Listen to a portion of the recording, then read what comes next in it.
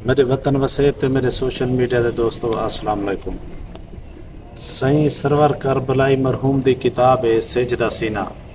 दोस्तों दे हुक्म ते हिंदे विचों एक गज़ल।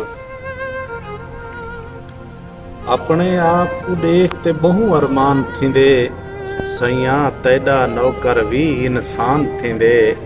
साडी रत भी ऊंदे हथ दी मेहंदी है, ऊंदा हथ दिखलावण भी एहसान थींदे।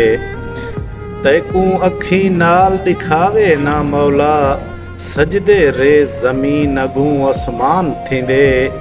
यारी दे विच यार कूड़ करेंदे नहीं, यारी दे विच यार कूड़ करेंदे नहीं।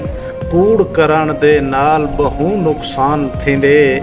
पेका दाज समझ के रखदे वेंदे हन, पेका दाज समझ के रखदे वेंदे हन।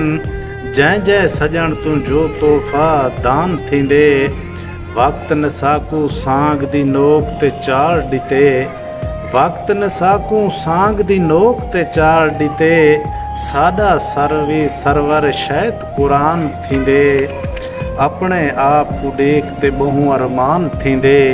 सैया तैडा नौकर भी इंसान थींदे।